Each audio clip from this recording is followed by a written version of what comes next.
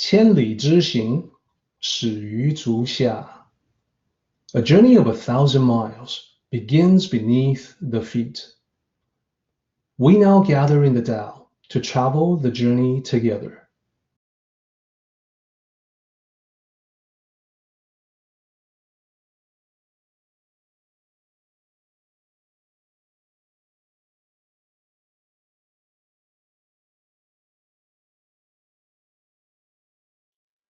So, without further ado, let's get right back into chapter 31.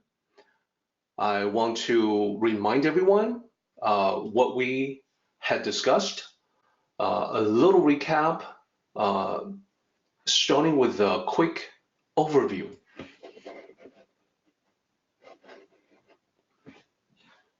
Here we are with chapter 31. I think everyone remembers that we did a sectional analysis previously, and we were able to divide it up into 3 main sections, and then you can see that in the 3rd section, we have divisions there, subdivision. So the last section is 8 lines divided into 4 lines each in the subsection. That's what the structure looks like. And also in this slide, you can see the matching characters, the repeating characters that's been highlighted in green, in red, in blue. So in the 3 sections, what did we talk about last time?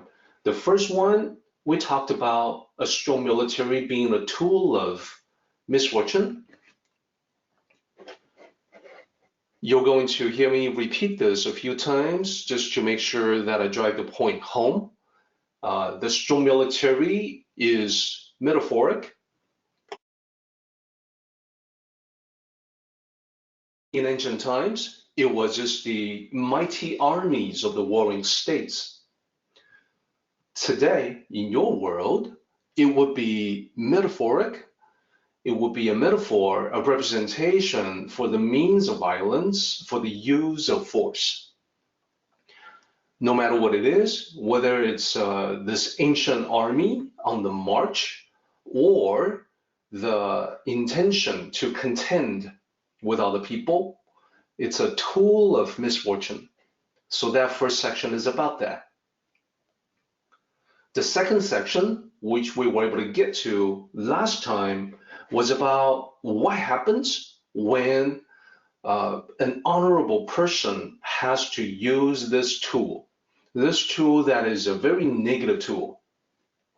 So in the Tao, it is absolutely necessary that, number one, you must use the tool only out of necessity, that only when you have no choice, only when negotiations are broken down, it's the last resort. And when you use it, the second thing is, you must be using it with calm detachment, as you see in line 9. And then it goes on to talk about how there is no glorification in the Tao perspective about victories. So this is what we got to previously. And specifically, we got to about the halfway point. We got to, out of a chapter of 22 lines, we got to line 13. We started to talk about some historical examples. And that was Alexander the Great, the great conqueror. And then later on also, we talked about Hitler. We also talked about Caesar and so on.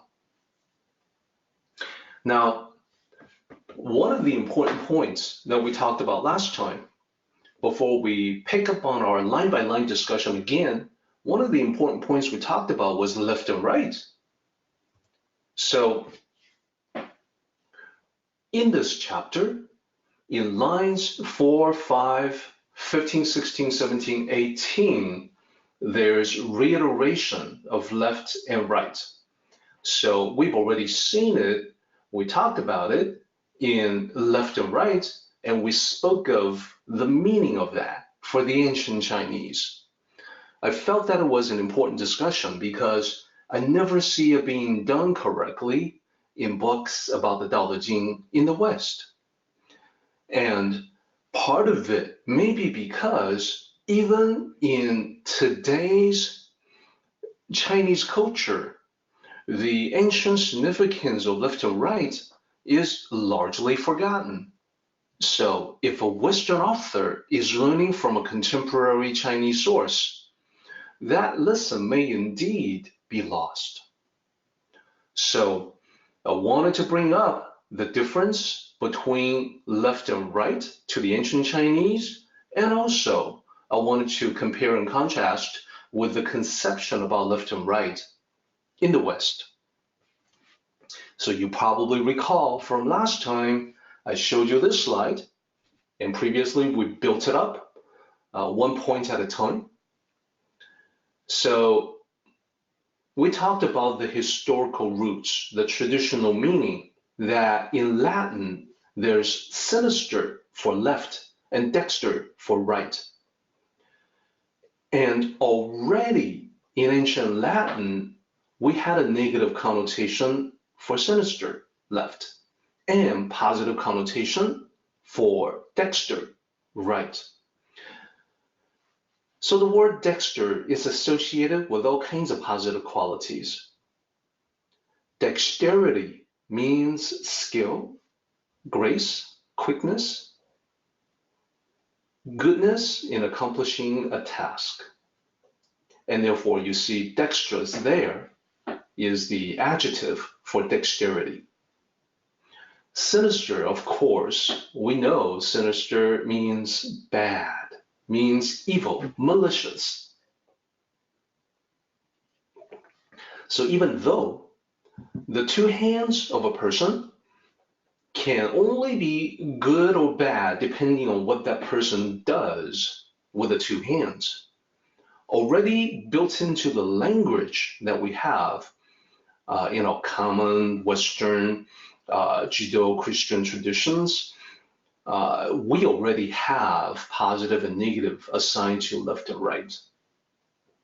And this further penetrates into our culture with all kinds of different manifestations, as you can see, about the right hand, about being right, etc. Even in our social customs like handshake, and so on. So there it is, the Western view of left and right that we spent quite a bit of time on previously. Then we moved on to the different, yet equally sensible ancient Chinese view of left and right. And I emphasize sometimes the ancient part of it because someone who's a native speaker of Mandarin in modern times may say 男左女右, which means that for men, yang, it will be the left-hand side, and female will be the right-hand side. So what I said before still applies, that that particular concept is 后天. And here we're talking about 先天, the early heaven, as opposed to the later heaven, quote unquote. So for the sake of simplicity, just keep in mind that in ancient times, they were talking about the early heaven, which is the left hand representing peace, and the right hand represents violence and yang, because it is used for striking for most people.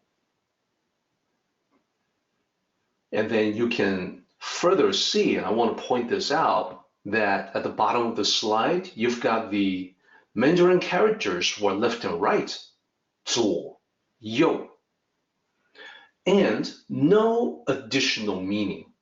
So in Mandarin, to say right, 右, it doesn't mean correct. It doesn't mean proper. It just means that particular side or that particular hand, as you're looking at this picture here. So in Mandarin, when you say 左, meaning left, there's also no particular meaning assigned to that. There's no sinister, there's no association. Of course, today in our world, right is also linked with political ideology, and left as well. Left has come to represent the liberal view versus the right representing the conservative view. So there would be people who would, for instance, associate left or liberal with positive qualities, although if you are familiar with the last few decades in American history, then you are aware that the term left has been demonized in conservative media. Therefore, people with that particular political view may be called lefties, etc. But let's set that aside for the time being. We're not going to make any political commentaries in our talk. We're just going to focus on the ancient context of the Tao Te Ching. So with that recap, I think we can return to the discussion, to the line-by-line discussion that we were getting into, that we were in the middle of last time. So I think everyone recalls that we talked about line 13. We talked about this particular section, which basically says that those who glorify victory, military victory, meaning victory from violence, victory from the use of force, those who glory in that, those who glorify that are the ones who take pleasure or delight in inflicting harm and perhaps even killing. So the point that Lao Tzu wanted to make was that anyone who thinks that way, anyone who's a proponent, a fan of violence and the use of force, that person eventually will fail. And that's what it says here in line 14. Those who delight in killing, line 14 says, cannot achieve their ambitions upon the world, meaning ultimately, one way or another, they will fail. So historically, we have seen many examples of this. Last time, we began by talking about Alexander the Great. So let's take one step back, take a look at that quickly, and then continue on with the rest of our discussion. So previously, we were talking about this bullet point here. We have seen numerous examples of those who live by violence. They soon perished because anyone, anything that is not living in accordance to the Tao will soon perish. That's a given. So whatever they try to accomplish in the world by using force, violence, military victories, whatever they try to accomplish will die with them. So first example that I used before was Alexander the Great. As I mentioned, he started out really young, in his late teens, and he had a talent for this. He was spectacularly successful in the ancient world, which is why he was called Alexander the Great. 15 years of conquest, never lost a battle. Now, his victories, the glory in the triumphs in the battlefield, none of those things translated to being congruent or in accordance to or in alignment with the Tao. So he moved against the Tao. That meant that he would not last long. So he was found dead at the age of 32. So today, anyone who is at that age, early 30s, we will consider that person to be either quite young or still in the prime, or maybe even the beginning of their prime. They're finally making it past their teenage years and in their 20s when they were searching themselves, when they were trying to figure out what to do with their lives. Starting at the age of 30, they finally know pretty much who they are, what they want to do. Then here, Alexander the Great, dead at the age of 32. I mean, you look at someone at that age today, you would think that, well, they've got decades ahead of them to do what they want to do. Several decades at least to accomplish so much more. So anyone who dies at the age of 32, that's definitely dying pretty young.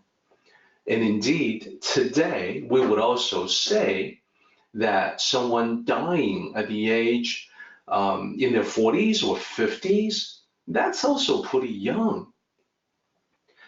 As medical science has advanced, we are all able to increasingly go into what used to be old age is now just an extension of your prime. So 40s, 50s, 60s, these are all going to be great years where you can utilize the accumulation of your experience, your crystallized intelligence, everything that you have learned to do more, go further, be more effective, accomplish greater things. So it's tragic if you perish before you can do that. So today, we look at someone dying in their 40s or 50s as dying pretty young. And that happens to apply to the other great conquerors from history as well. So as I mentioned, there are other examples, and I'm thinking about Julius Caesar. He was also known as a great conqueror. He too had a great string of military victories.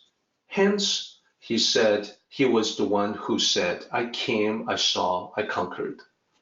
So whatever he looked at, he was able to basically conquer for Rome.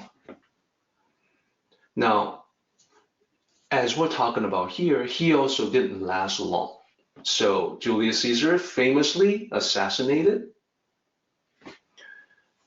He was assassinated at the age of 55, and he uttered another famous line. And you, Brutus, et tu, Brute? Brutus was a friend of his that he did not think would betray him, would not be in league with the rest of the schemers to plot his downfall. And yet Brutus was the one who plunged a dagger into him. So this, sad to say, is in accordance with the teachings of the Tao. You live by violence, you are contrary to the Tao, you won't last long. Dead at the age of 55. And I look at this and shiver because I've already passed that particular birthday. And yet another example, not so different, Adolf Hitler also had numerous military victories and ultimate defeats at the very end. So he spent his last days hunkered down in a bunker and decided to take his own life. He was 56. And I know that there are many people looking at this presentation now, as well as later on, online in YouTube, who are already beyond the age of 56. So Hitler is not even going to make it as far as all you guys above the age of 56. So these all go toward the whole idea that those who delight in killing cannot achieve their ambitions upon the world. So, historical examples. Now, let's move beyond this. We got to this part last time. There's important stuff to talk about. There's the reiteration of the left and right. So in lines 15, 16, 17, and 18, we see again left, right as the last character there. If you look at the translation, you'll see the English words left, right. So because of our discussion from before, because of the graphic that you just saw, I think about 10 minutes ago, you now know that the left represents yin, or the state of peace, and right represents violence, the use of force, the military. That means these lines should now make perfect sense. So when I look at different Tao Te Ching translations, this is one of my basic requirements.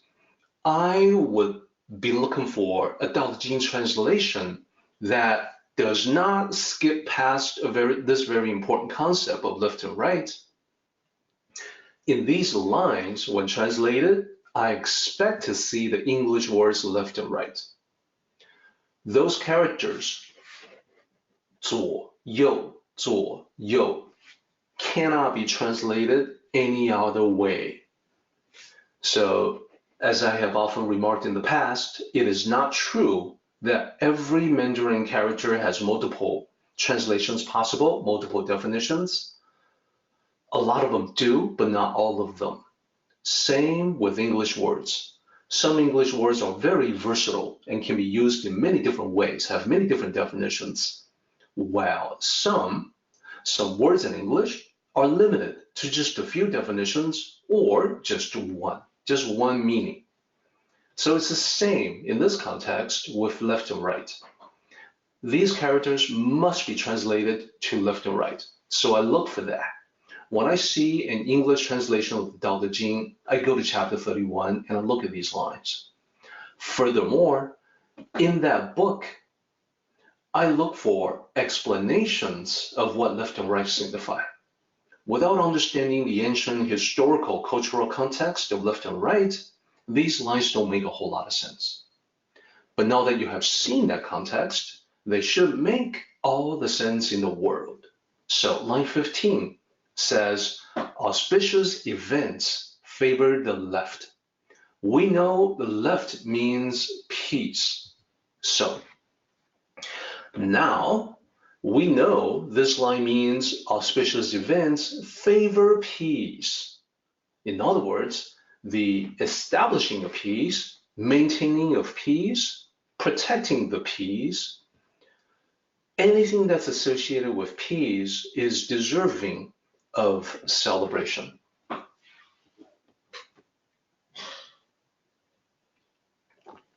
Celebrations are for auspicious events. So the opposite is also true. The right, just as the military is a tool of the inauspicious or the negative, the right represents violence, the use of force, therefore it represents inauspicious. So you can see from here that just by associating the peace with auspicious events and the use of force with inauspicious events, you can tell that the ancient sages absolutely recognized the negative nature of wars. Wars benefit very few at great cost to the vast majority. It is only in peace that human civilization can prosper, thrive, and make advancements that benefit all. Or another way I can say it is that peace is what promotes human civilization and the flowering of human civilization. It is for advancing human welfare in general. So that is the power of peace. That's why the Tao is aligned with peace. Let's continue on. So let's talk a little bit about the inauspicious. So the use of force, violence, these are all associated with that. Inauspicious events are characterized by conflict. When there's manifestation of the right hand, using the right hand to strike, what we say in the West is raising your hand in anger. And this is, it's kind of interesting, in our linguistic expressions, you might hear someone say, I never raised a hand against her, meaning that he's never been abusive.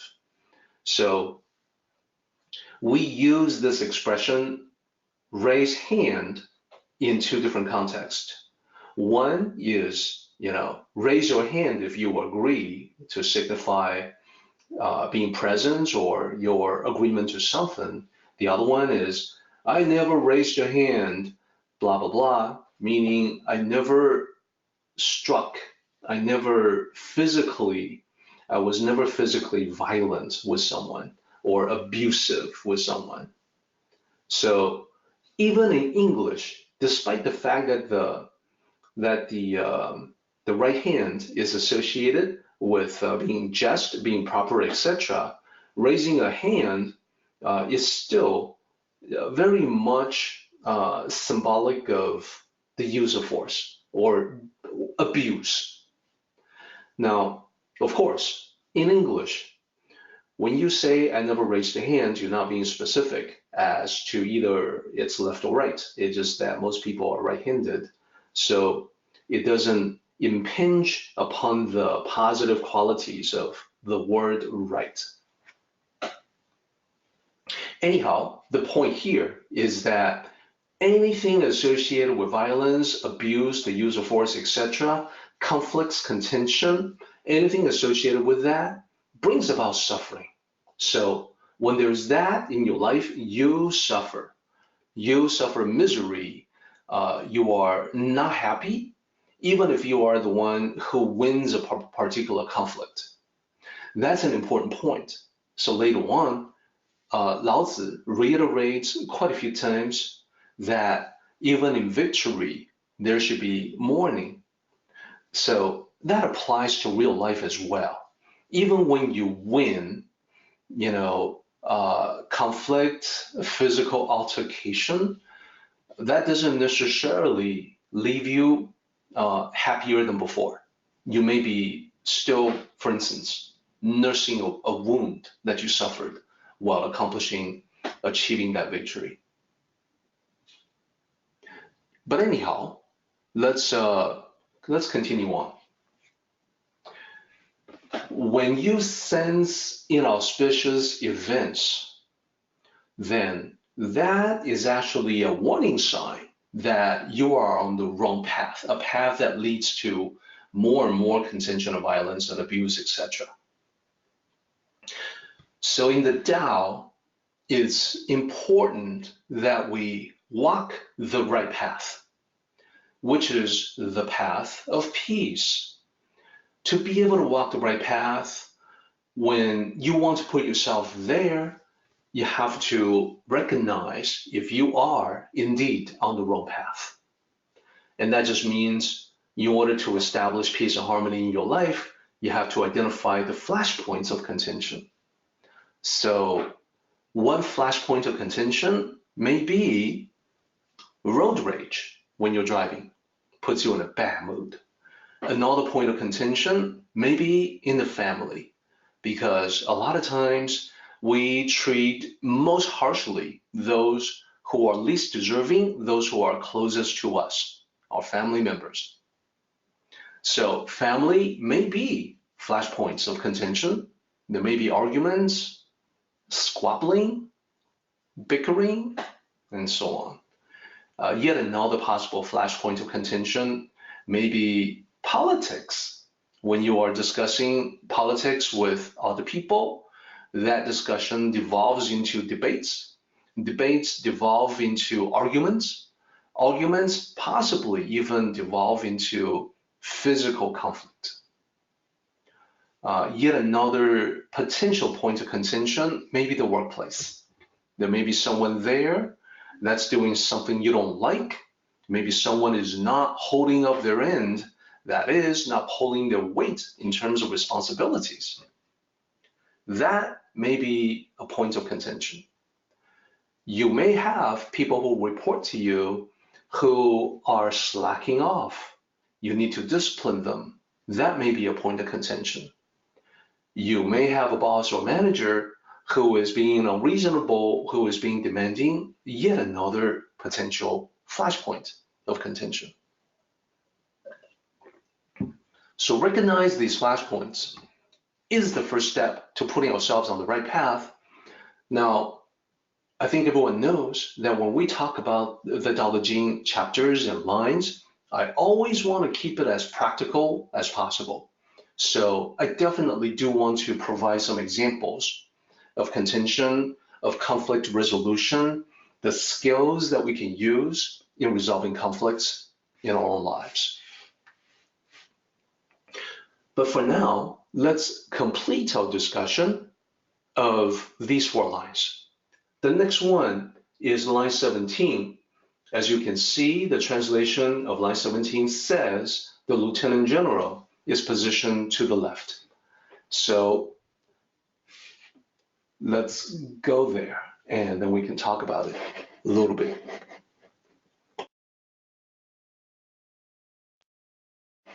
So as you're looking at this slide, I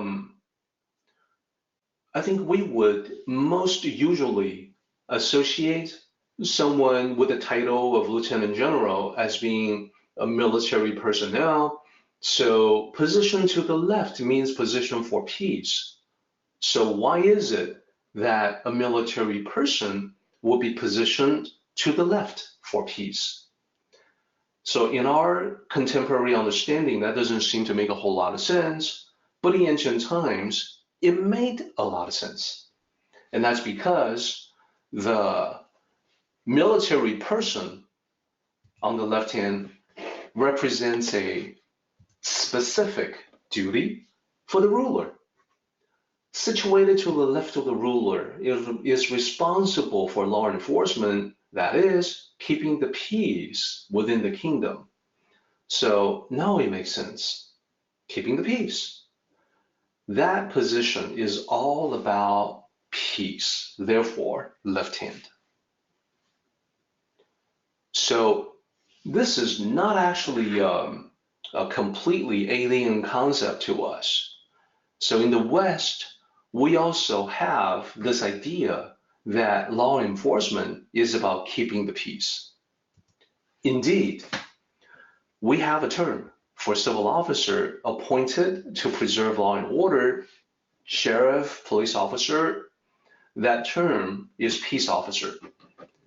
It's not often used, but it's part of the language. It's a proper usage to identify a police officer as a peace officer.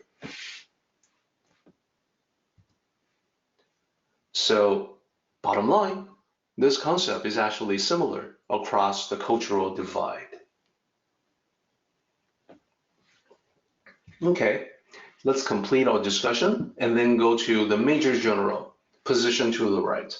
So this one is more intuitively appealing because you would naturally assume that the Major General would have a lot to do with the military and war. So here's the scoop. Situated to the right of the ruler, the Major General is responsible for the military force of the kingdom. That is, defend against external threats or attacking enemies. So there are 2 parts to the duty of the Major General.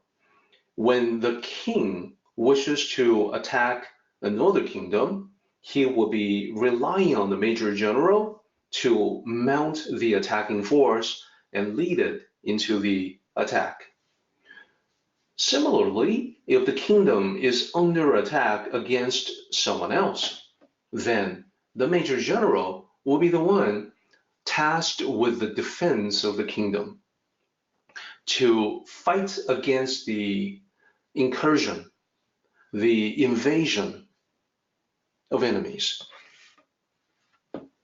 So now, I think you begin to see why the ancient Chinese use left and right when talking about these different functions that were commanded by the ruler, by the king or the emperor.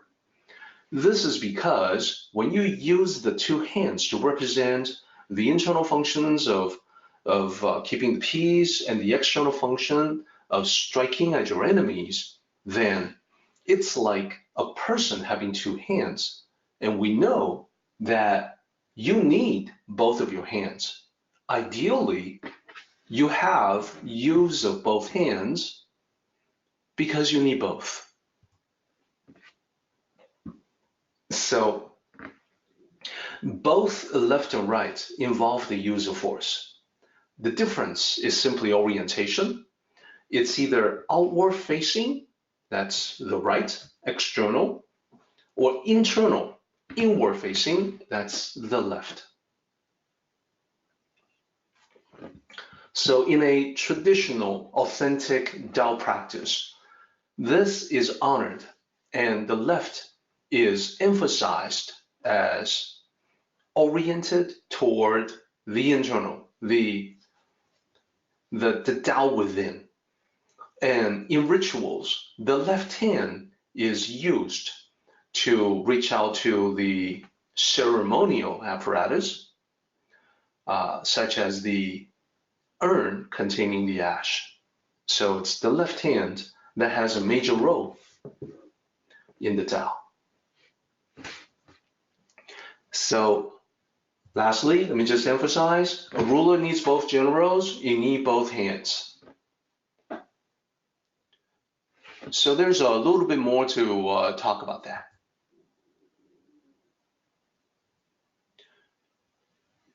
So externally, you sometimes need to defend yourself against different kinds of attacks. Here, what I'm doing with this bullet is that I want to apply the defense of an ancient kingdom in ancient times. I want to bring that idea into the modern world, into your life today. So here, what I'm saying is that you also have this outward-facing defense, defending yourself against different kinds of attacks. So hopefully, because we live in a time of civilization, for most of us, this means that you will be attacked, but not in a physical way. Now, we still have people in our society who live immersed in violence, in perhaps an abusive relationship. No doubt about that.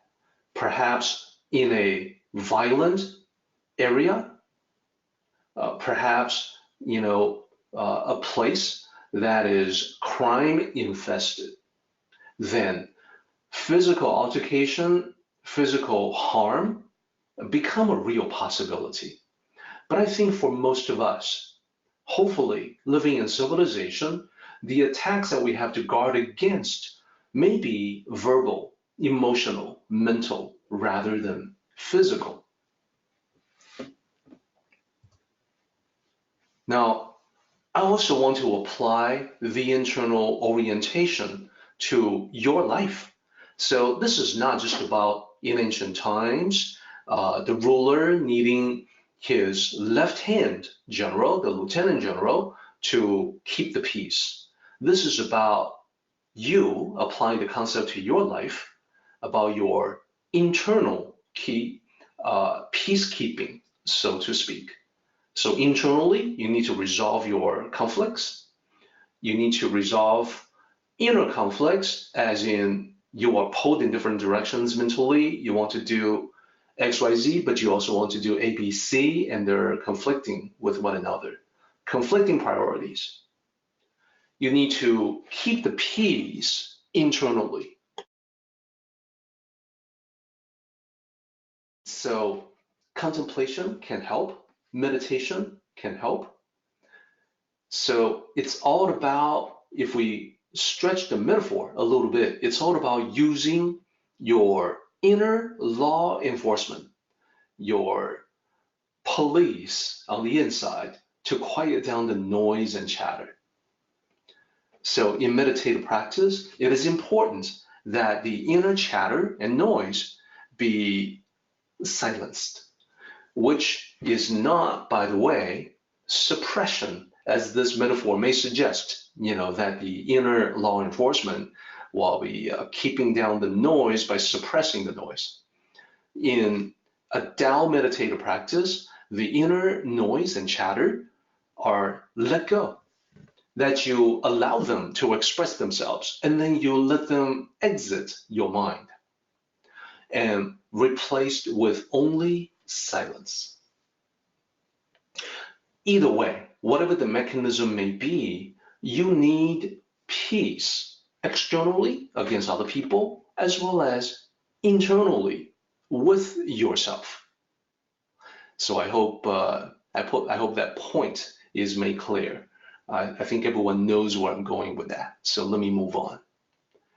I think we're ready to go beyond this section, line 18, and then we can move to line 19.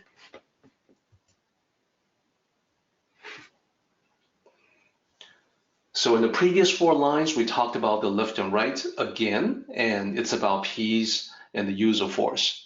And you can see that to some extent, both the left and right involve some use of force.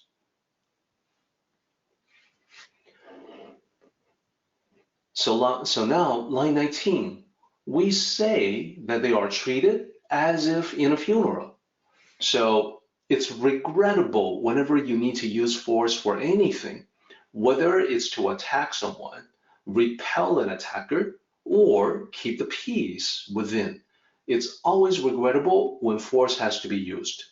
And when harm occurs as a side effect of using force, then there is the recognition that this is not a good thing. This is an injury that has been caused. Therefore, we treat them as if in a funeral. Now, this is also the train of thought from line 14.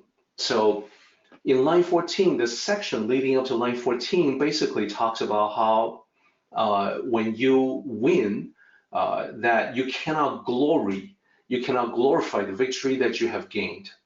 Here, it's getting much more specific on that. It's saying that not only should you not glorify your victory, you should treat your victory like a funeral. So that's a pretty harsh statement. And let me also point out for everyone that we don't really have a concept like this in the West. It's very different from the common mentality in the West. This concept is glorification of victory being against the Tao. I mean, wait a minute. Where have we ever seen this? In the West, victory is always glorified. As far as I can tell, to the best of my knowledge, victory, winning, is always something that calls for celebration in the West. There isn't a traditional concept in the West that says you've won, but now you have to think about all the sacrifice that went into it, all the people that have died or been injured or crippled as a result of the victory, and you have to apply compassion to that. I have not seen that very much at all in the West.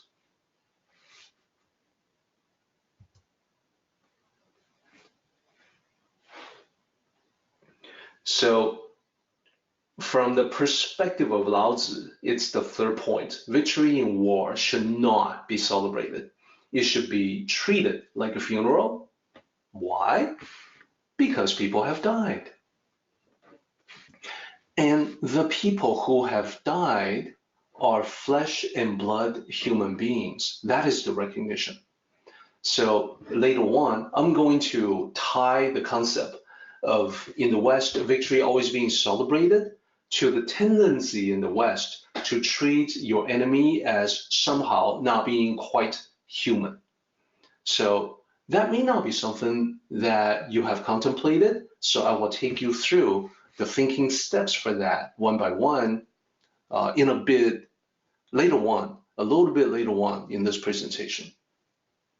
And hopefully it'll be different from whatever you may have heard before. It'll be provocative. It'll inspire maybe thoughts in new directions, maybe new ideas you haven't contemplated. For now, though, I want to go to line 20. Those who have been killed, and just a linguistic note here on translation on the ancient context. So if I say this line, 杀人之众, in Mandarin, I could be mistaken in interpretation. So literally, the four characters mean, the first character means 杀, to kill. Second character, 人, that could be singular or plural, so person or people. 之, the third character there, is the apostrophe S. The apostrophe S in English is the same as of, OF, with the order reversed, with the syntactical order reversed. And then 众 means like a crowd or multitude. So it could be, because of the literal meaning of these four characters, this could be misinterpreted as those who kill people. And then it doesn't seem to make sense. You're saying those who kill people should be mourned with sadness. No, it's actually the people who have been killed that should be mourned with sadness. So the actual meaning is closer to the many or the multitude who have been killed or murdered. So that's the actual meaning in ancient times. This line shows up in different ways, in different versions of the Tao Te Ching, even from ancient times. So there is another alternative version of this line, 杀人众多. So the same meaning of the characters, mostly the same. The first two characters mean the same thing, kill people, kill dash people. And then the third character is multitude, and then the last character, 多, means many. So this is making it a little bit clearer to say that it's the multitude, the numerous, the many who have been killed that should be mourned with sadness. So what is this about? It's all about the victims of warfare, the oftentimes innocent bystanders, and also the combatants who were involved in the battlefield. Whatever side they fought for, they have died, and they are human beings with people who care about them. So that's the whole idea in this particular section. So my plan is to illustrate these concepts with some stories, and you'll see how that tie in together later on. So should be mourned with sadness. So here we're touching upon this important concept that Lao Tzu recognized that no matter who you fought for, no matter who you fought against, it's always flesh and blood human beings that suffer the consequence or the aftermath of great battles. So this is something that needs to be applied to everyday life as well. When you engage with your enemies, a lot of times we also have a tendency to forget that there are people too. I have definitely seen this in a pitched political argument between two sides. Both sides begin to see the other side as somehow a lesser level of human beings, and they call each other names. reflecting their belief, forgetting that everyone in the argument is just as human as everyone else. So flesh and blood human beings, not some sort of faceless enemies in the abstract. A lot of times we forget. So we have seen very offensive terms used with wild abandon against enemies of our nation. And I hope everyone understands what I'm talking about. Recent conflicts, the Middle Eastern enemies were the sand niggers. Further back in time, enemies in Vietnam were the gooks. Why these names? Why these offensive labels? It was because of this drive to depict the other, the enemies, the other side, as less than human. We all need to be aware of that very destructive part of human nature. So I want to demonstrate that the typical traditional thinking in the West has a tendency to regard enemies as not quite human and therefore can be justifiably slaughtered. And the reason why I'm bringing this up is to make sure that this is front and center in everyone's attention, so you recognize it when it's being done. So every time there's warfare, every time you're involved in some sort of a tribal conflict, the other side somehow becomes the faceless enemy.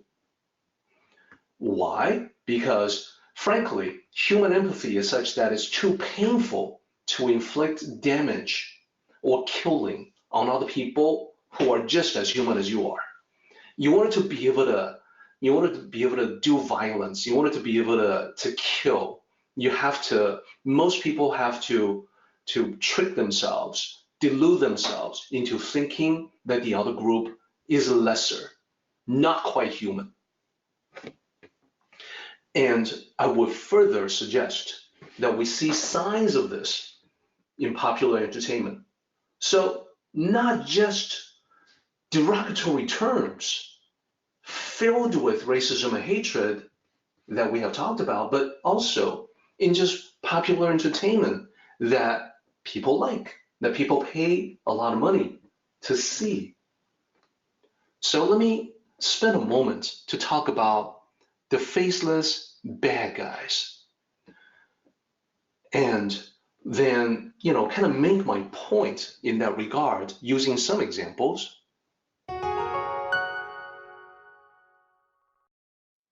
Okay, we're talking about the concept of faceless bad guys.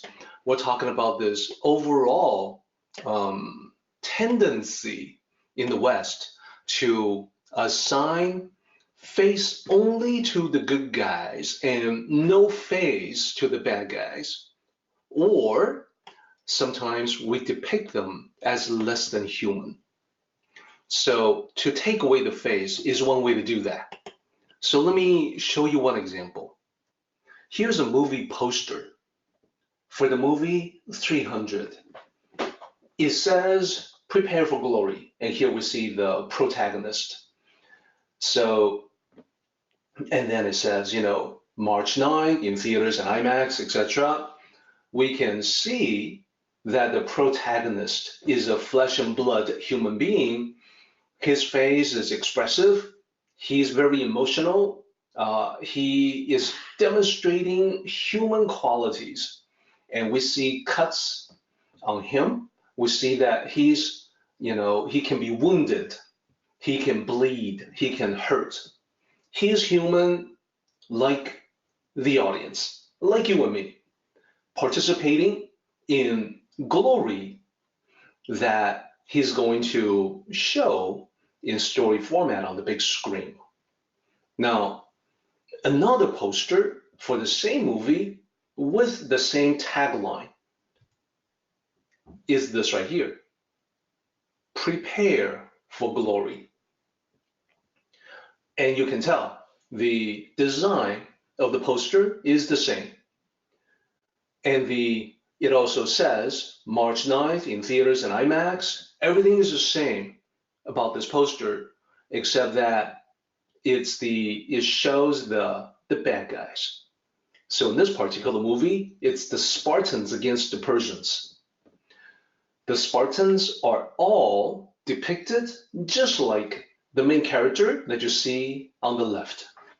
They are living, breathing individuals. They have friends. They go into battle together. They have comrades. There's fellowship. There's a lot of joking around with their friends. They're shown as fully human. To the right, you have the attacking horde wearing masks. Interesting.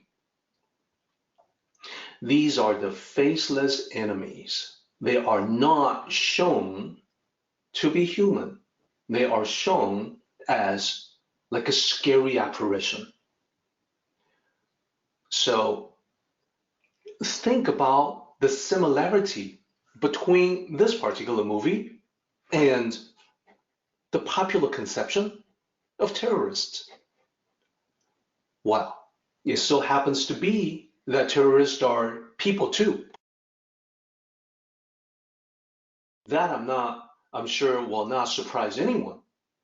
But when we think about terrorists in the abstract, they are more like the Persian attacking horde to the right that you see here. Faceless, less than human, okay to slaughter, okay to decimate and kill and dispose of in whatever way. Now, of course, you might say that, well, this is just one movie and kind of a highly specific movie. So, I mean, are there examples elsewhere? Because, I see the cops and robbers movies, I see crime movies, and bad guys definitely have a face. Well, yeah, I'm not saying that every single movie has heroes who are fully human and bad guys who are faceless. It's not like that, but it happens enough that we can begin to see a pattern. So another part of the pattern, this right here. What is this? Well, everyone recognizes what it is. This is part and parcel of our cultural fabric. You can't avoid this. You know what it is. Everybody knows all over the entire world. These are the stormtroopers from Star Wars. So, yeah, stormtroopers don't have a human face. They are also the faceless bad guys. So you don't have to feel about them when they are struck down by a laser blast. Laser blasts are fun and neat and clean. There are no wounds that are gory. There are no severed limbs that you wouldn't want to look at if it was an actual human being. Ideally, if you can kill your enemies and they can explode into nothingness or disappear in a puff of smoke, that would be ideal. Not quite human, just adversaries in the abstract, just targets to be knocked down. So think about how many times we see this, but disguised in different ways. The less than human enemies. There's the army of orcs in Lord of the Rings and numerous other fantasy movies. Not quite human, okay to kill. Or think about horror movies with a horde of zombies, any number of those. Not quite human, okay to kill. So the idea is the same. We have this tendency to somehow erase the face or put on a distorted image in the face, like the scary face of a zombie, perhaps a vampire, and call that the enemy. The demonization of that which you wish to kill. So I'm pointing this out in the hopes that next time you see it, you will recognize it for what it is. Not saying that, you should not enjoy popular entertainment. I think you can still enjoy. And think about this. In the same Star Wars movie, originally we had this ultimate bad guy, Darth Vader. Just like the stormtroopers, except he's all in black. He's got this mask on, not a human face. So later on in the series, do you remember what happened? He became humanized. When the storyteller of the Star Wars franchise wanted to go into the redemption arc of Darth Vader, one thing that happened was the unmasking of Darth Vader. This took place in Return of the Jedi, where he was revealed to be this sad old guy on the edge of death, reconciling with his son, Luke Skywalker. So, interesting. When he was the bad guy, faceless. When he wanted to go through redemption and reconciliation, human. So that is exactly the mentality that we're talking about here. It's part of human nature. I just want you to recognize it for what it is. Let's move on. So we still have to complete our discussion of the Tao Te Ching. So we've got one more line to talk about. It's an important line and important in several different ways. Then we'll do some additional examples to illustrate the main concepts, the main points of this chapter. Then we can go to the paraphrase. So that's the overall plan for today. Now, let's talk about line 22. Line 22 says, victory in war should be treated as a funeral. So let's explore the meaning of that. So I think by now, you see the point that I'm trying to make. The truth in the real world, not like a movie script, is that every faction in every conflict is made up of actual human beings. Every single one of them. It makes perfect sense when I say it that way.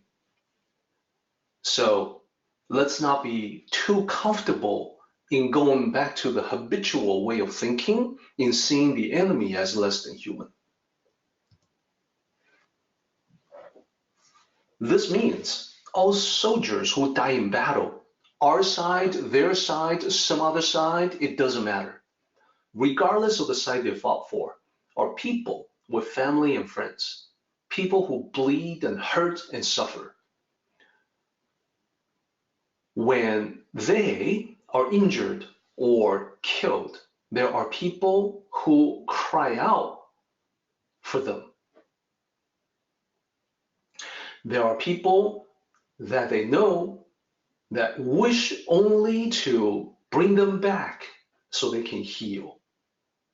This applies to every bad guy that we ever thought that we had to fight against, every evil adversary that we imagined we had.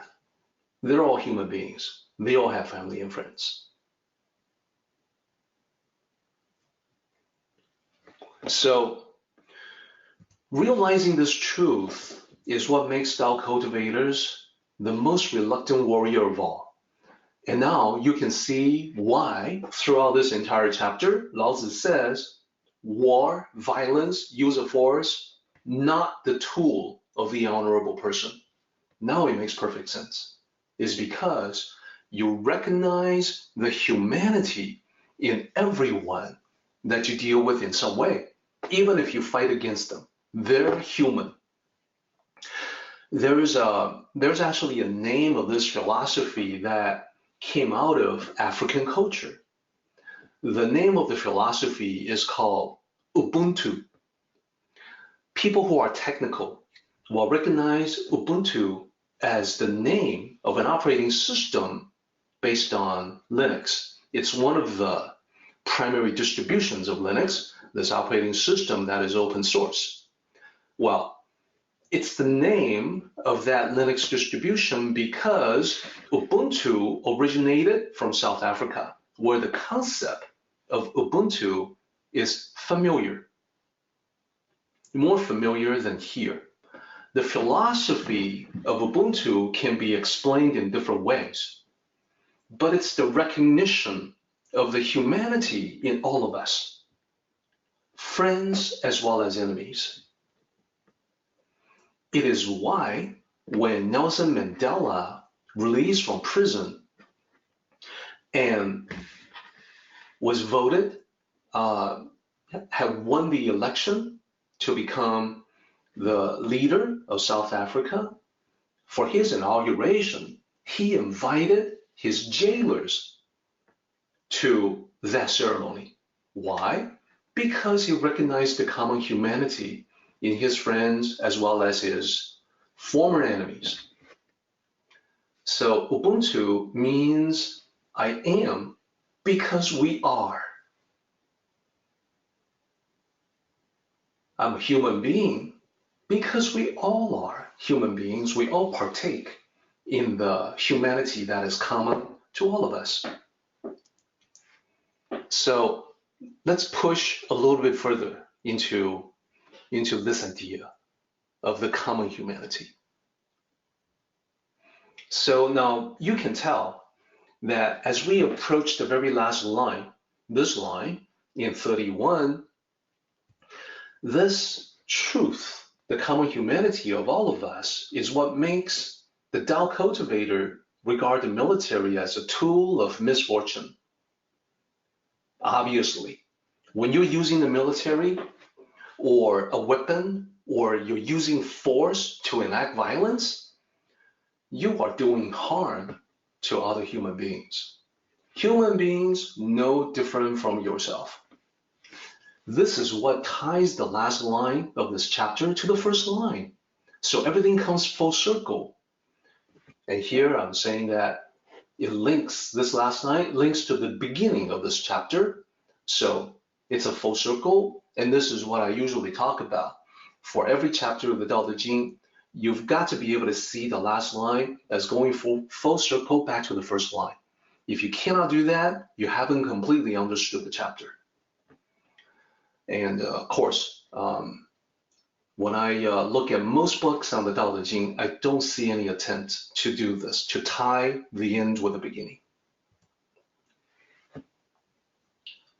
So you have to go even further in your understanding of this concept.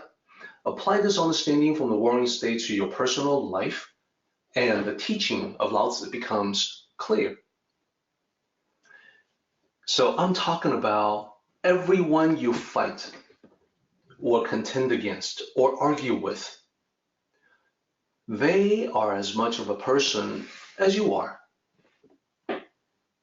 They share in your humanity.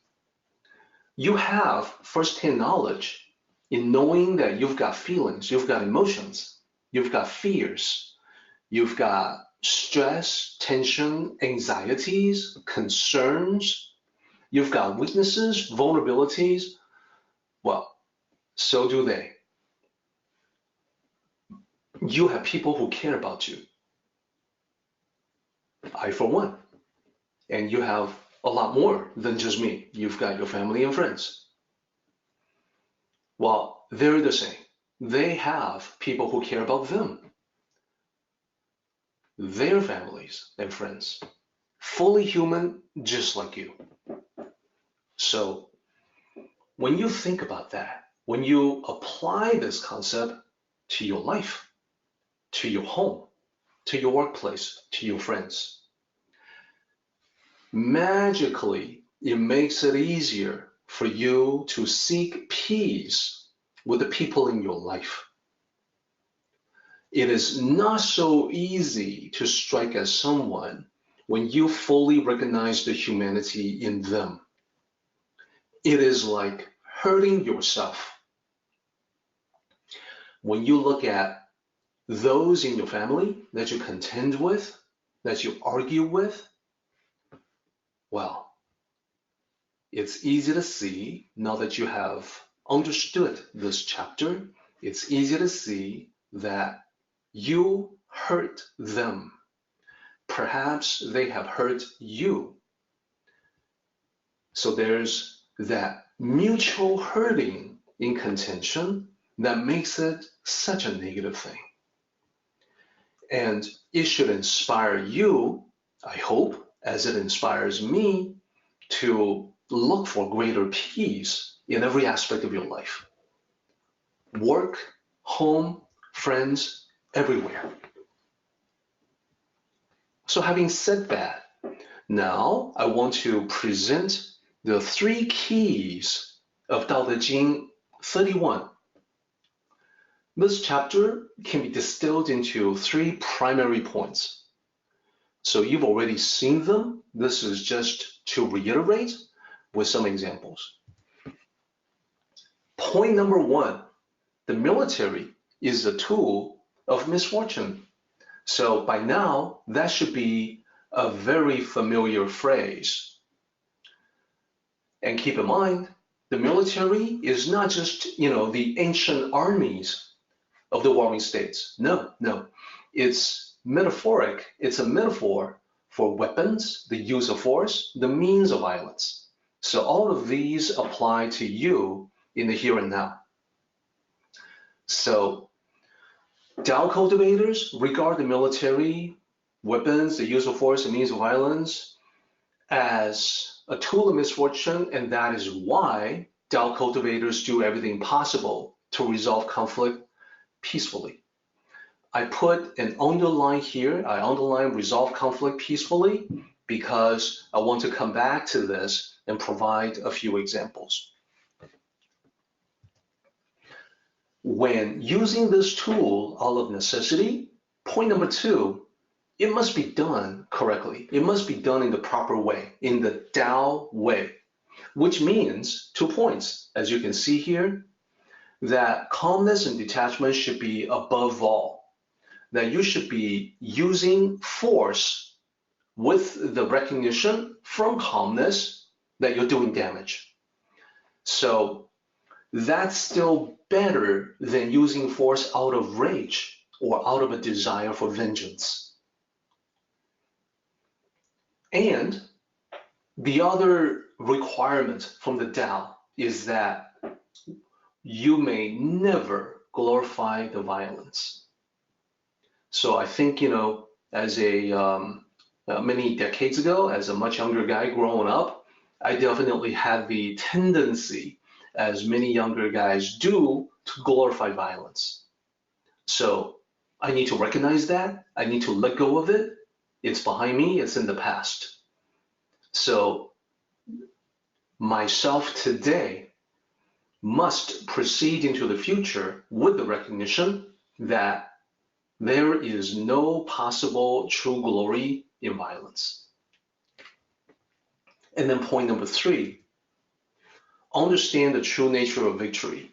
In the last part of this chapter, it says that victory should be mourned like a funeral. So do we really understand that victory means people have suffered and died? Winning means the loss of many lives that calls for funeral and mourning. When we say it like that, it makes all the sense in the world. Well, of course, even if you win, many casualties, what was the price that you had to pay? Perhaps you felt that the price needed to be paid to further peace, to maintain and protect peace. Fine. But that still doesn't mean that we can overlook those who have given up their lives. And I also want to challenge everyone to go even deeper and go beyond the conventional concept of winning and losing. What does it mean to win? What does it mean to lose? Is winning really winning? Is losing really losing? Most people have a flat two-dimensional view of that. My challenge in a moment is to get everyone to think deeper into these ideas. So let me get into details on the first one. And here I want to talk about conflict resolution. The Tao of conflict resolution. There are skills and methods that you can learn to resolve conflicts in your life. There are even people, consultants, trainers who specialize in conflict resolution, because you and I know that conflicts are just a part of life, a natural part of life. It's always going to happen. It's going to happen multiple times. So to be able to resolve conflict is a great gift that we can give to ourselves. So here, I have some suggestions for everyone on the skills that we can learn to resolve conflicts.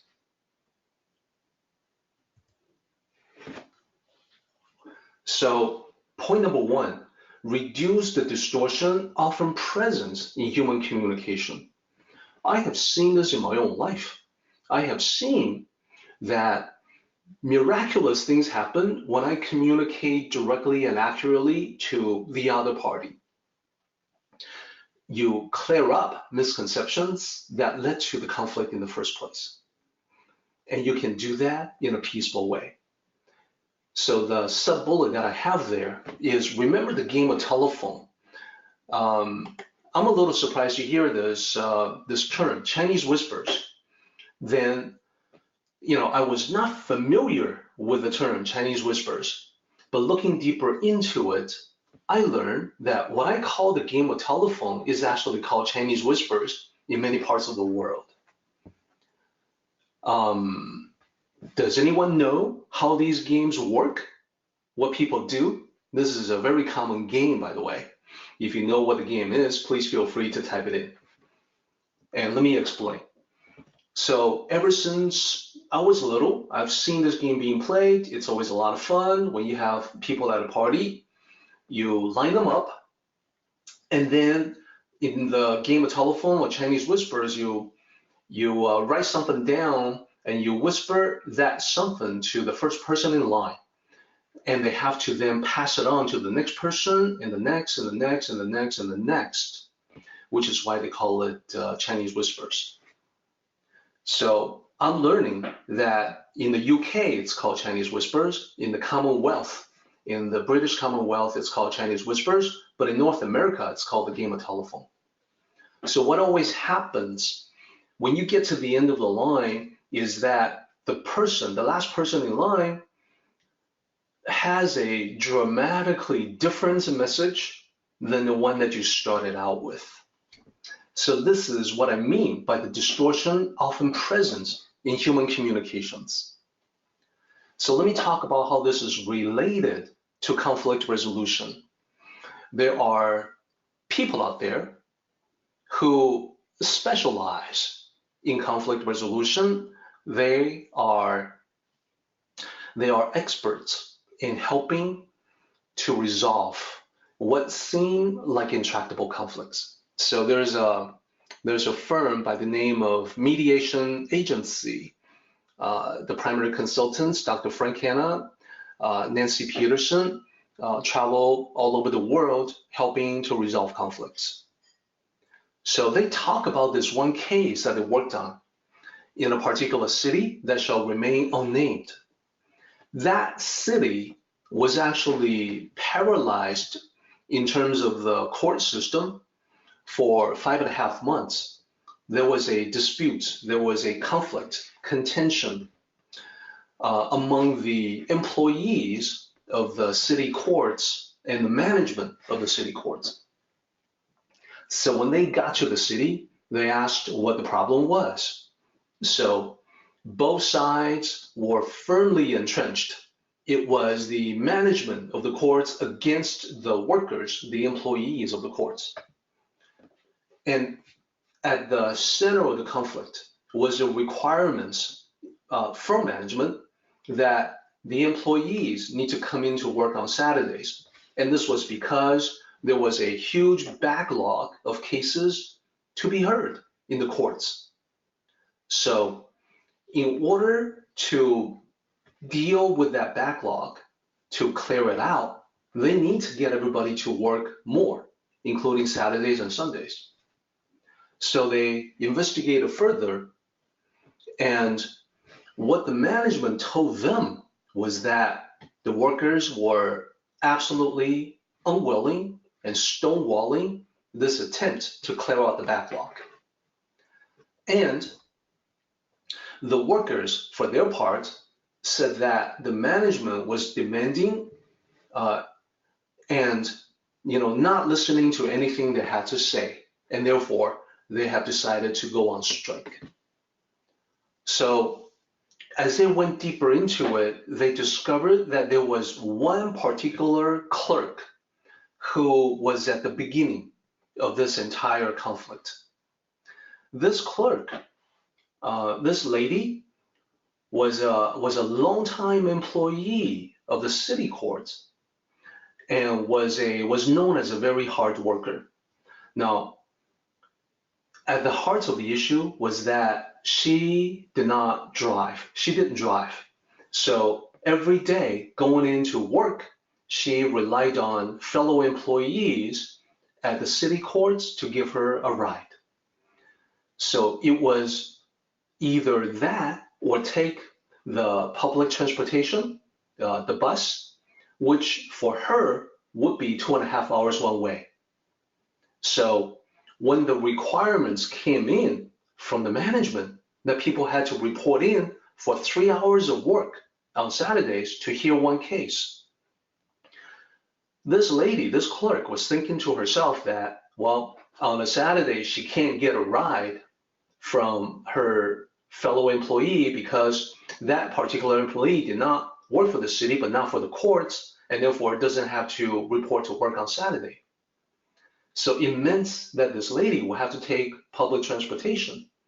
She calculated and found that, well, for her, 2.5 hours one way meant that on a Saturday, 5 hours would be gone, wasted on transportation for 3 hours of work at the courts. So she felt that she couldn't comply. She couldn't do it. It was physically not possible. It wasn't practical for her to do it. And when this got back to the management, it was through the game of telephone. So she said, I can't do it. What they heard by the time the message got to them was, I won't do it. So couldn't became wouldn't. So the management was not pleased about this, to say the least. And the reaction from management was, oh yeah? Well, I can make you come in. That was the beginning of the conflict.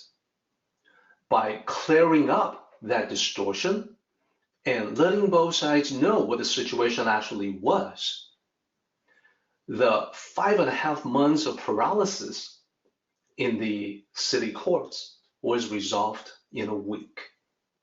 So that's one way to resolve conflicts peacefully, is by reducing the distortion present in human communication.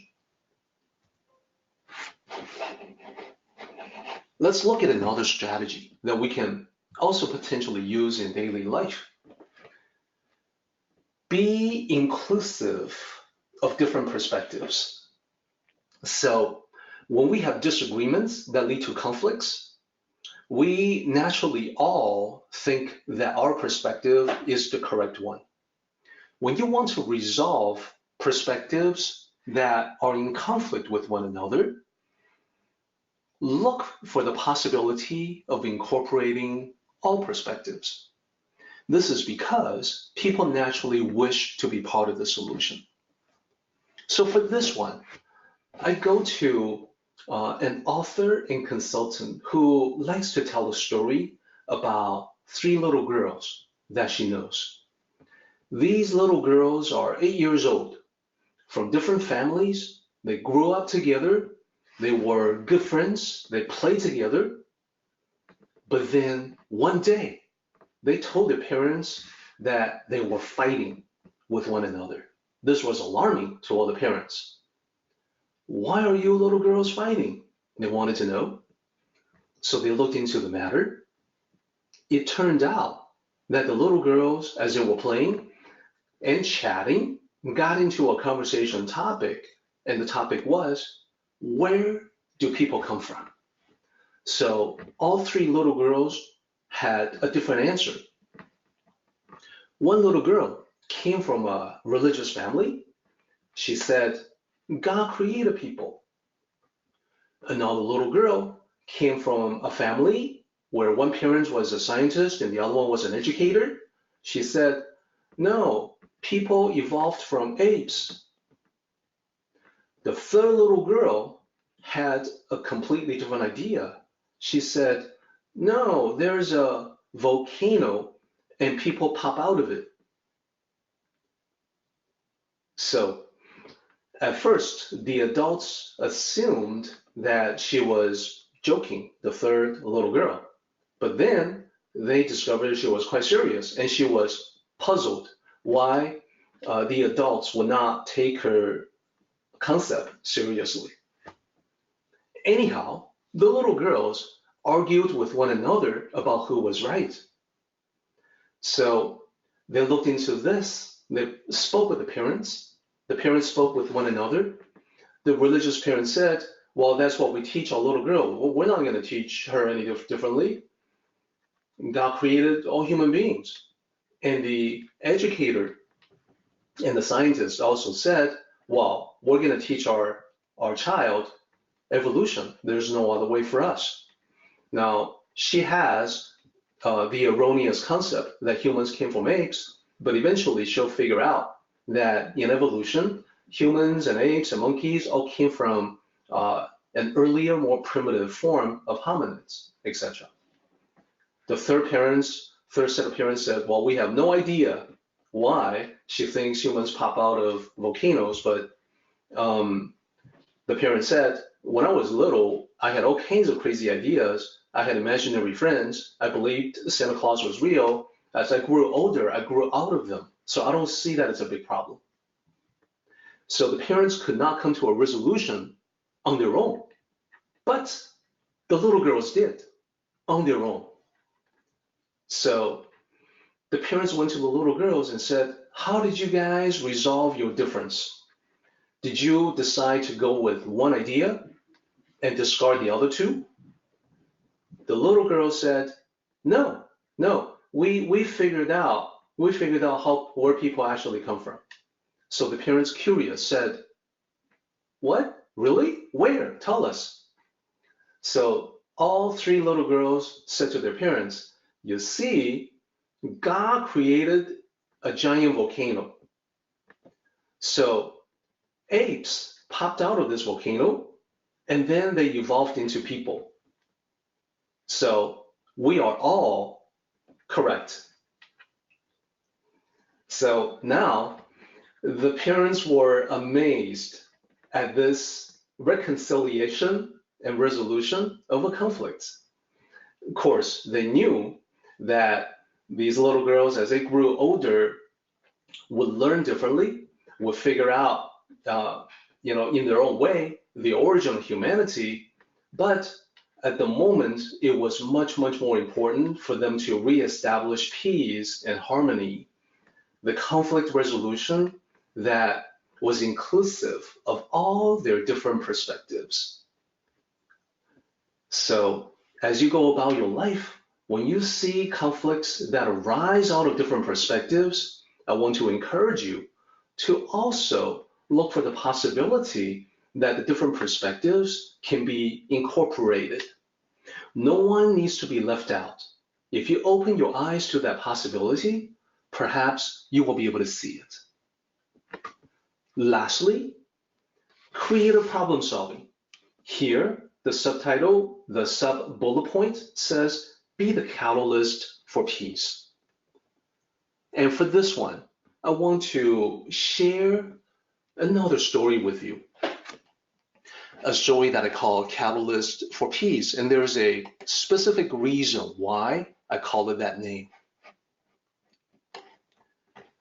So listen to this story. Once upon a time, in the outskirts of ancient China, there lived a nomadic tribe that made their living in the great desert. For them, camels were the primary means of transportation, and therefore they were highly valued. It was always a big deal when an elder tribesman passes away and passes on his camels, the camels that he owns, which are his primary assets, to his children. So the passing, the inheritance of the camels was a big deal to the tribe. And the written will of the deceased was sacred to them. It had to be followed to the letter. So one day, one of the elders passed away. So the tribe gathered to read his will. He had three sons, and his will was simple. So he had the oldest son, the second son, and the youngest son. His will said, the oldest son, who had contributed the most in the family business, should inherit half of his camels. The second son, who had also done much, should inherit 1/3 of the camels. The youngest son, who was still growing and hadn't done much, should inherit 1/9 of the camels. So this will was quite clear, but there was one problem. The old man owned 17 camels. How was the oldest son supposed to get half of 17 camels? How was the second son supposed to get 1/3 of 17? And the youngest son, 1/9 of 17. None of it worked. So things quickly descended into chaos and dispute. The tribal chief said that the old man wrote the will years ago when he had only 9 camels. So he really meant for the youngest son to have 1 camel, 1/9 of 9 camels, and the rest of the camels could be split between the 2 older sons, 4 each. The eldest son objected and said it was clear in the will that his father intended for him to have more than the second son. So an even split would not be honoring his father's intention. No one could agree to anything. And it was at this moment, during this time, that a wise man came across the tribe in his journey through the desert. He rested and refreshed himself and was about to resume his journey when he heard the commotion, the contentious noise of arguments increasing in volume.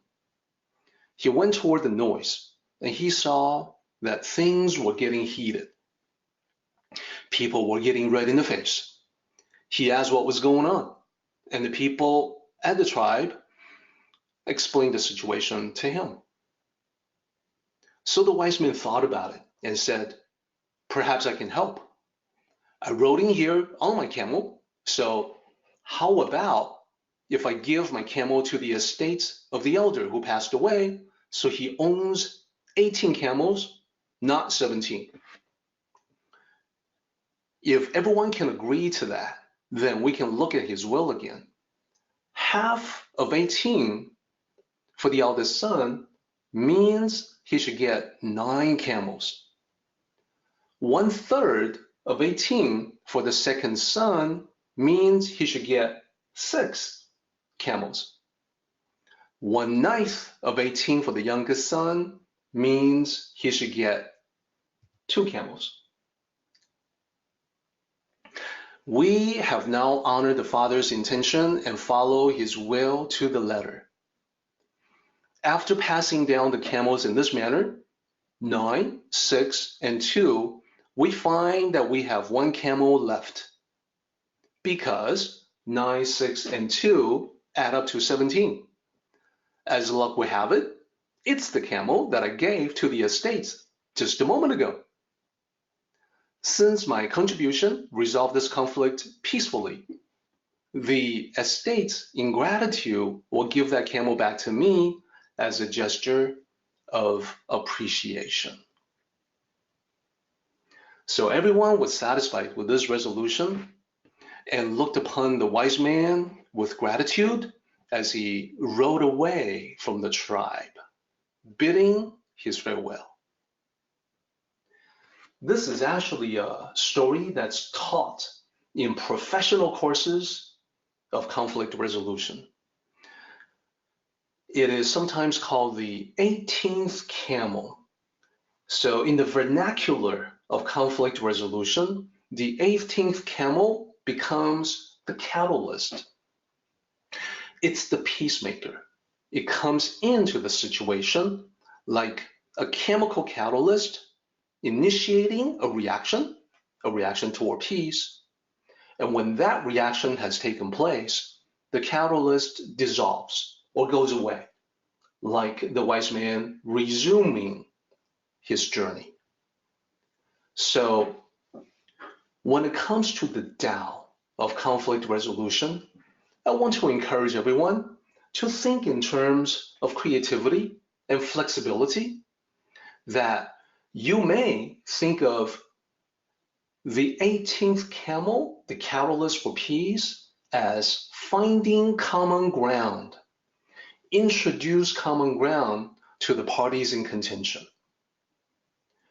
You may think of it as triangulation. That is, you don't want to adopt one party's solution or the other, but then there's another solution that doesn't match either one that everyone can be happy with.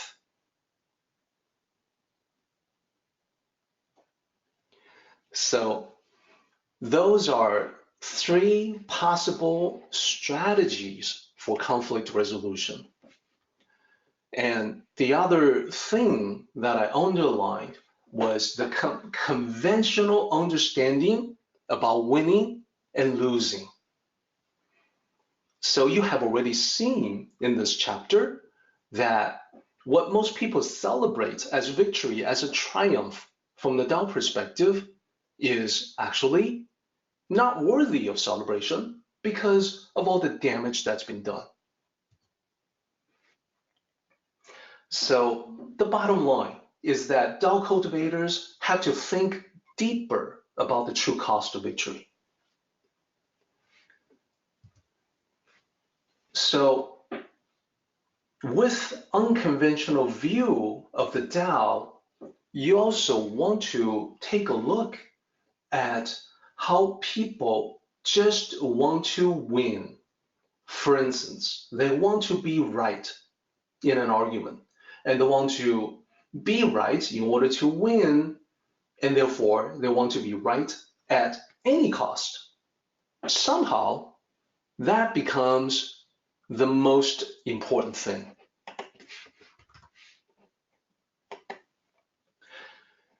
You can tell this is the reason why Tao cultivators avoid debates. In the Tao, it is clear that there are things more important than being right. To illustrate that, I want to bring you another story. And this story is called The Warrior and the Monk. And I'm going to be asking you a question about this in just a moment.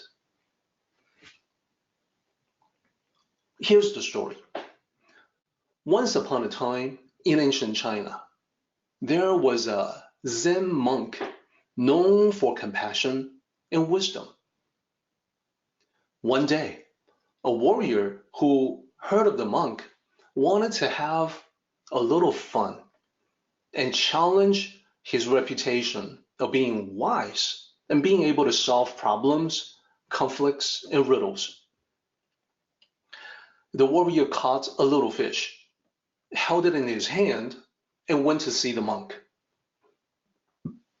When he found the monk, he said, "Master, I want to challenge you to a bet. I have a little fish in my hand. Is it alive or dead?" The monk quickly realized what the warrior was trying to do. He realized that this was actually a trap.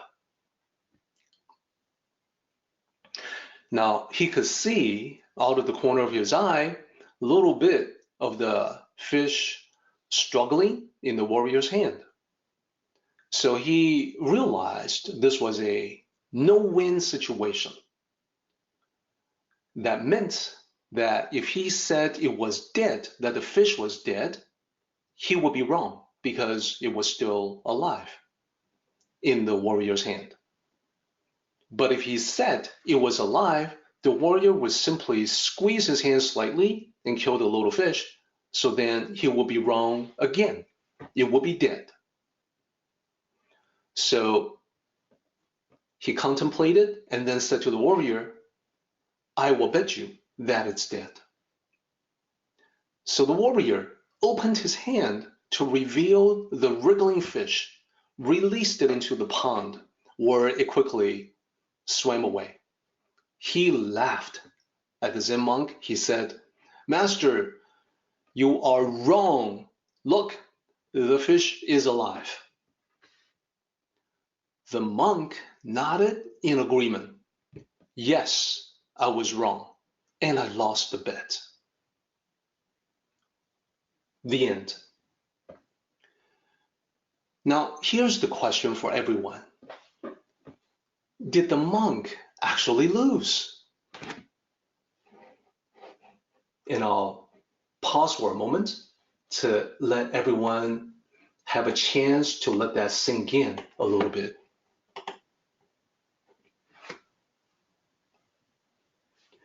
I would like to invite everyone to contemplate the possibility that sometimes you win, but you lose. And sometimes you lose, but you win. For instance, in a debate, you could possibly win the argument and lose the friendship. You can win face, but then you can lose reputation. You can win image and perception, but then lose connections. So the reality for all of us to contemplate is that you may seem to win while actually lose, and vice versa. You can seem to lose and actually win. And as I think everyone has figured out, the Zen monk has won the life of the fish. And this is in accordance, this is congruent with the compassion that he had for all living things. Because of that, he didn't mind admitting his loss or being wrong to the warrior. So in the Tao, the bottom line is that only if you are able to live free of contention can you be without winning and losing. Only then is the possibility opened up that you become the ultimate victor. So the many people in the world who have this reputation As great conquerors, like the examples that we talked about, Alexander the Great, etc., they didn't necessarily win in the game of life. When they died young, they lost that particular game. So overall, I think you see the point that I'm trying to get at. We have to think deeper about the true reality of winning and losing. Winning that most people celebrate, for us, may be more significant is the fact that people have lost their lives. They've suffered the ultimate loss, while some people think that it's a win. Now, we are ready to discuss the paraphrase of 31. We begin with the first section about the strong military being a tool of misfortune. Here is the paraphrase I would like to offer. Some may take pride in a powerful military, but Tao cultivators regard it as a tool of misfortune. Violence costs lives and is therefore in opposition to all living things. Those who possess the Tao understand this and avoid violence whenever possible. However, this does not mean they are helpless. They value living peacefully at home, but they also value being prepared to defend themselves. Then, in our second section, we talk about the proper use of this tool. That when you have to use this tool, you must be using it correctly. So here is the paraphrase I would like to offer. Although they are quite capable of using their weapons, Tao cultivators do not regard them as honorable tools for honorable individuals. They only use them out of necessity when they have exhausted all other options.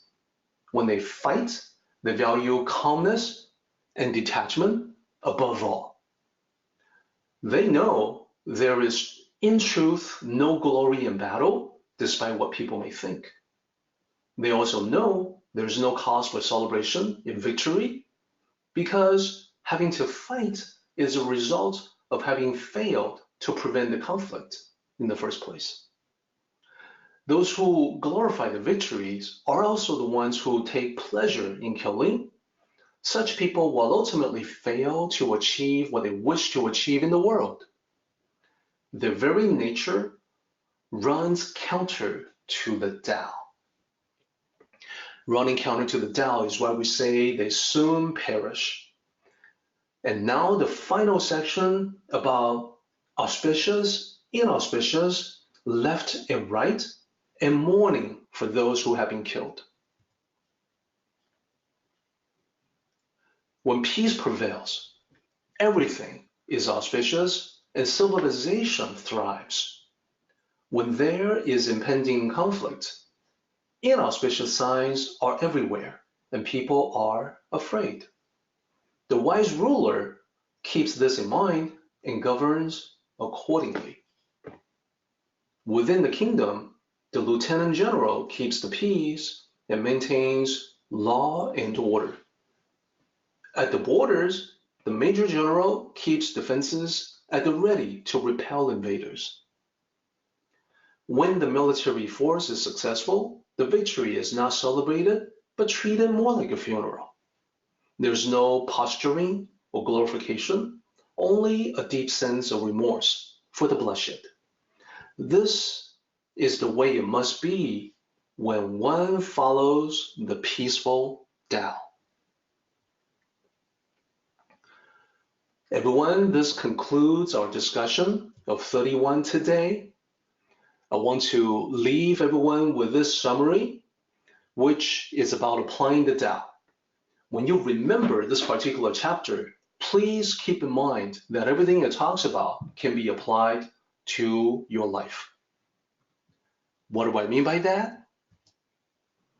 The military is a tool of misfortune. When you apply it to your life, you realize that bickering and arguments are sources of misfortune.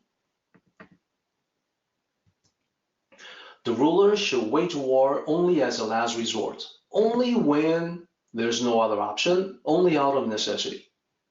In your life, never contend against others unless you have no choice.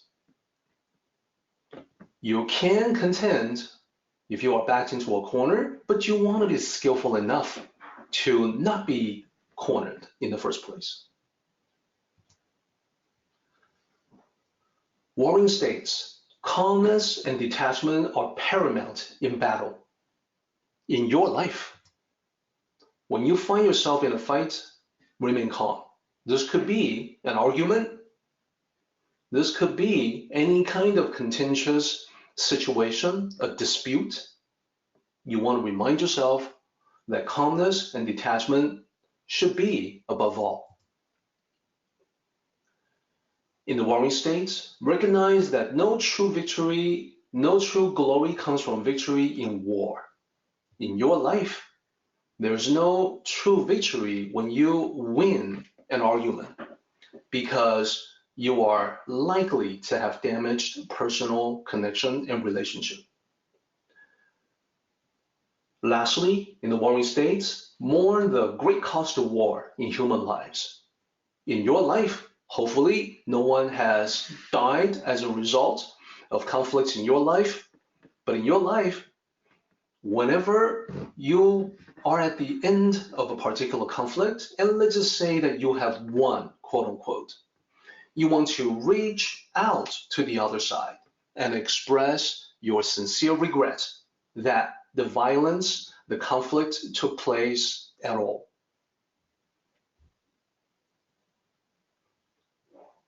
That is the summary of 31, and I hope you remember how useful this particular chapter is in helping to live your life in a peaceful way. So now, our meeting has come to an end, but the journey continues on. Let us travel safely. Until next time, may the Tao fill you with peace and happiness.